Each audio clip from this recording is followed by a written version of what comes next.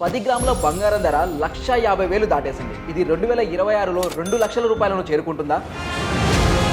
2026 జనవరి నెల అని చూస్తే ఇప్పటికే ఇది 9% కన్నా ఎక్కువ రిటర్న్స్ని ఆల్రెడీ ఇచ్చింది. 2025 అని చూసుకున్నట్లయితే కేవలం ఒకే ఒక్క సంవత్సరంలో ఇది 85% కన్నా ఎక్కువ రిటర్న్స్ని ఇచ్చింది.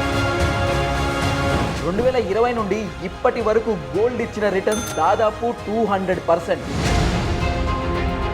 వెండి కూడా బంగారంతో పోటీ పడుతూ 3,50,000 మార్కును దాటేసింది.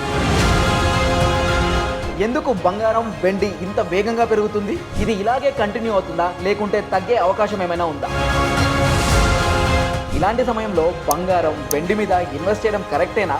అసలు వరల్డ్ గోల్డ్ కౌన్సిల్ దీని గురించి ఏం చెప్తుంది? వీటన్నిటి గురించి ఈ వీడియోలో మనం క్లియర్గా తెలుసుకుందాం. వీడియోని ఖచ్చితంగా చివరి వరకు చూడండి. నా పేరు ఉదయ్ కుమార్. సాధారణంగా బంగారం ధర ఎప్పుడు పెరుగుతుంది? స్టాక్ మార్కెట్లో ఏదో ప్రాబ్లం అయినప్పుడు బంగారం ధర పెరుగుతుంది. ఈ విషయం మనందరికీ తెలుసు. ఇలా ఎందుకు జరుగుతుంది?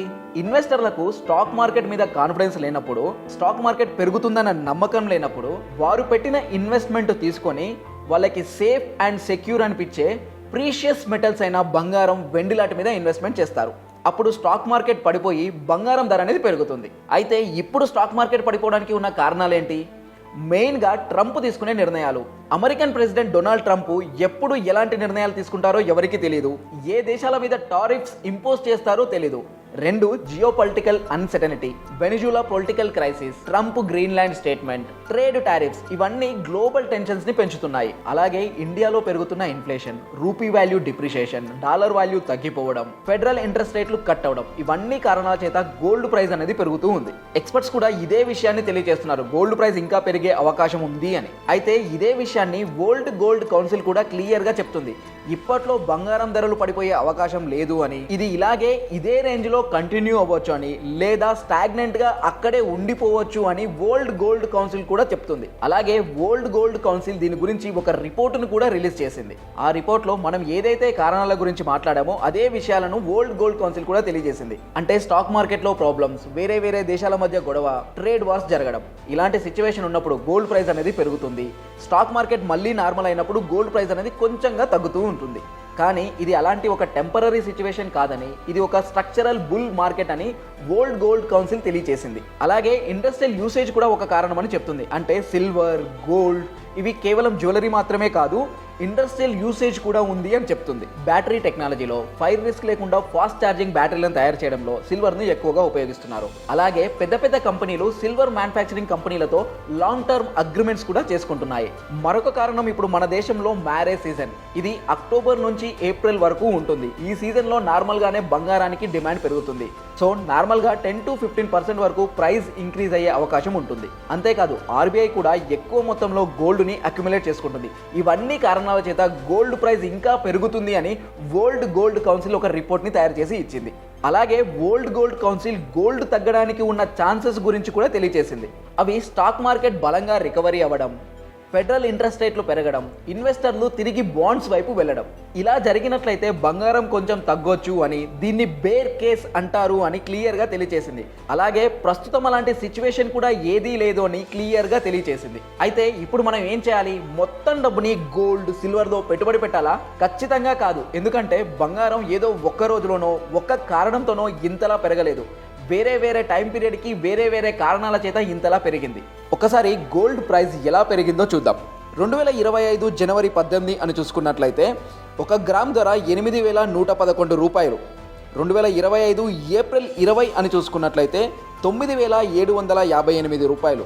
అదే 2025 ఆగస్టు 30 అని చూసుకున్నట్లయితే 10,495 రూపాయలు. 2025 అక్టోబర్ 30 అని చూసుకుంటే 12,148 రూపాయలు. 2025 నవంబర్ 28 అని చూసుకుంటే 12,846 రూపాయలు. 2025 డిసెంబర్ 30 అని చూసుకుంటే 13,620 రూపాయలు. 2026 జనవరి 18 అని చూసుకుంటే 14,378 రూపాయలు. 2026 జనవరి 20 నాటికి 14,728 రూపాయలకు చేరుకుంది. అంటే కేవలం ఒకే ఒక్క సంవత్సరంలో ఇది 85% కన్నా ఎక్కువ రిటర్న్స్ని ఇచ్చింది. అలాగే 2020 నుండి 2026 వరకు చూసుకున్నట్లయితే 2020లో 10 గ్రాముల ధర 48,651 రూపాయలు. 2021లో 48,720 రూపాయలు. 2020 నుండి 21కి కేవలం 0.14% మాత్రమే ఇది పెరిగింది. అలాగే 2022లో చూసుకున్నట్లయితే 52,670 రూపాయలకు చేరుకుంది. 2020 నుంచి 2022 వరకు ఇచ్చిన రిటర్న్స్ 8.26%.